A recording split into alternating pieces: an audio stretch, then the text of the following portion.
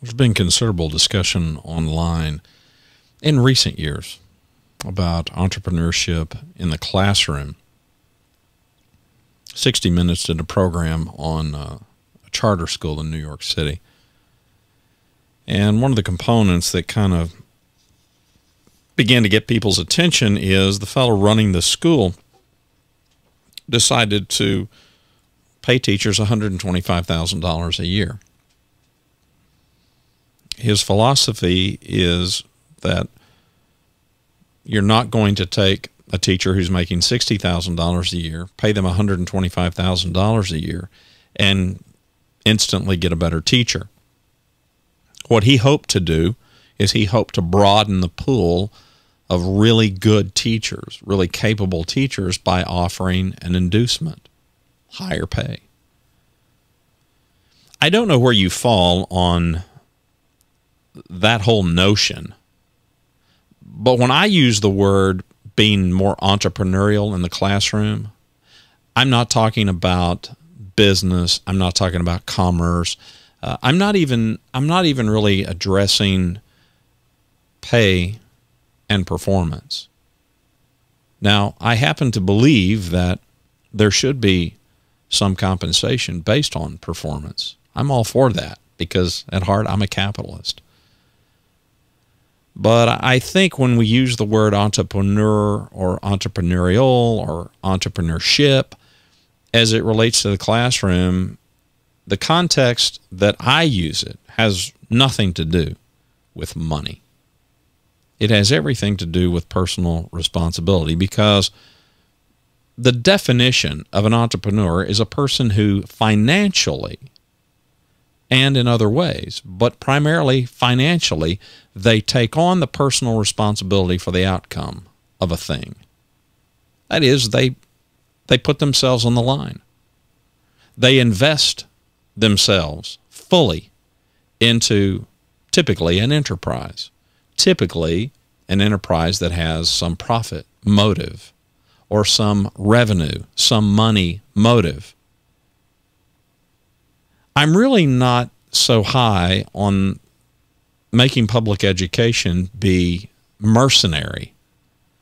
And I know many people who are opponents of kind of an entrepreneurial model in a classroom feel like I do, that it shouldn't just be, for instance, you teach a class and that class is some subject that requires some state-mandated test, and the scores of your students will dictate compensation. If you are able to successfully coach up or teach your kids to do well on that test, then you get a financial inducement. I don't know really how I feel about that, but I do know this. I believe this with all of my heart. It's not the answer.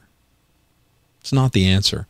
I'm not saying I'm opposed to teachers being compensated based on their ability to be good teachers, to perform well. I would argue with you that some state-mandated test that may or may not have any validity in the real lives of these kids, that's the measurement that you should use. I think that's up for debate. And most anybody other than those people who are hardcore proponents of those tests would probably agree. What I am saying is this. I'm saying that take the money component out of it.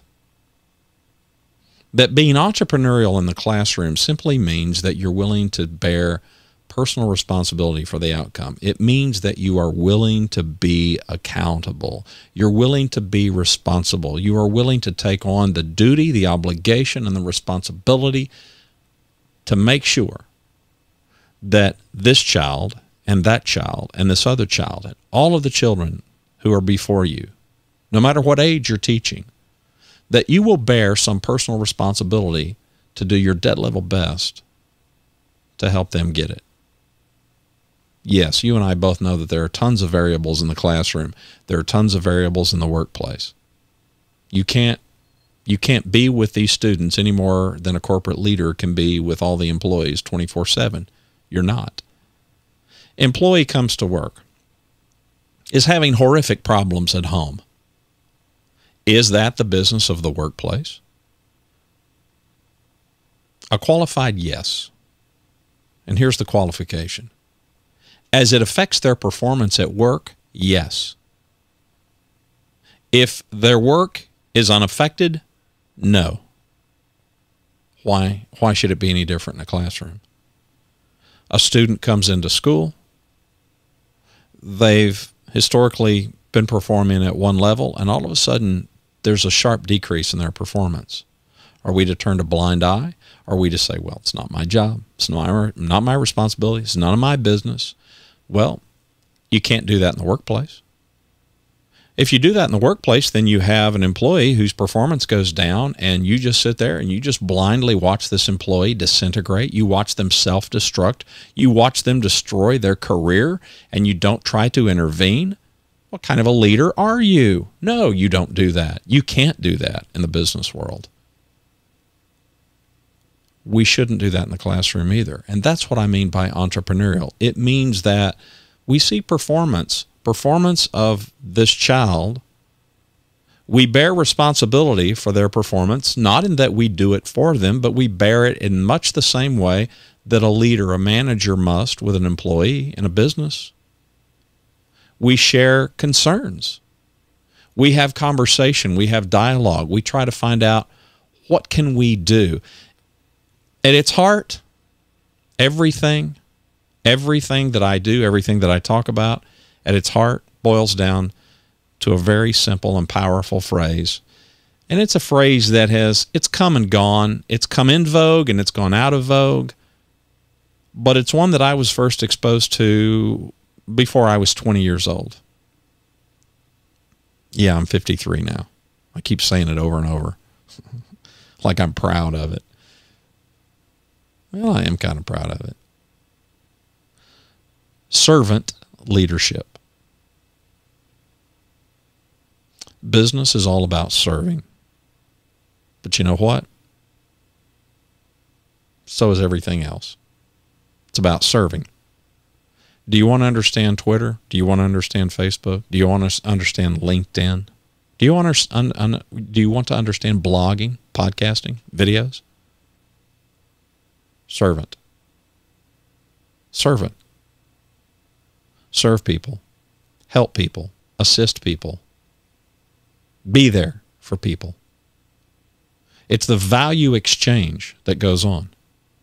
In a business world, a manager, a leader, is seeking the welfare, ultimately, of the business. In order to achieve that, he or she must take some vested interest in those people doing the work. Those people who are serving the customer, because the customer is paying everybody's way. Salesman comes to work, historically has had great performance. Recently, it's taken a sharp spike downward. Do we just, well, don't know what's going on with him. He must have something happening at home, but it's none of my business. Oh, no, no, no. His performance at work is very much our business. His career is very much our business. We have a vested interest in him or her. We bear responsibility for their performance, not because we do it for them, but because we are here to serve them. That means we have their best interest at heart. It's not in their best interest to watch their performance take a downward turn. It is in their best interest that we share some concerns and that we put ourselves in a position to help, to solve whatever problem or challenge they might be facing.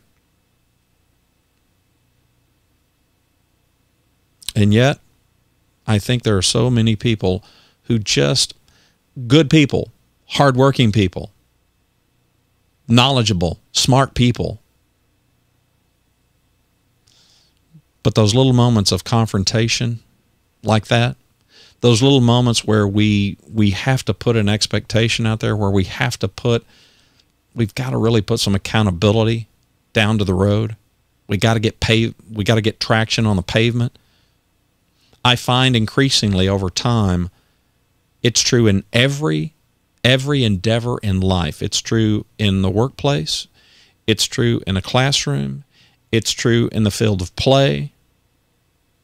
Holding people accountable is hard work, and sometimes not the most comfortable thing in the world to do.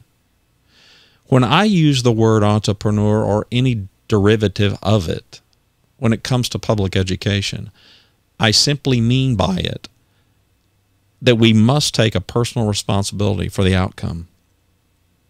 We must take personal responsibility for the outcome of every child. We must take personal responsibility for the outcome of every class. And if a school can get the philosophy, and if a school can maintain a mindset that runs throughout the entire faculty and throughout the school, that we will bear personal responsibility to serve these kids, and that means not being their buddy. That means not being their friend in terms of being like their buddies, but it means that we will set for them an expectation that we fully expect them to meet, that we fully believe they can meet. And when and if they don't, we will hold them accountable, because we are the people in their lives. No matter what else is happening in their life, we are the people who expect them to be somebody. We are the people who are trying our best to help them along this timeline of life develop into somebody. That necessarily means that they will be people who are creative, people who are productive, people who can make a difference. And we can all make a difference. Some of us make a bigger difference than others. Some of us have a little bigger world than others, but we can all make a difference. And I think every child should be encouraged to develop themselves into a person who can make a difference. I'm seeking to make a difference. You'll find me at BulaNetwork.com. That's BULA network.com. My name is Randy Cantrell. Thanks for listening.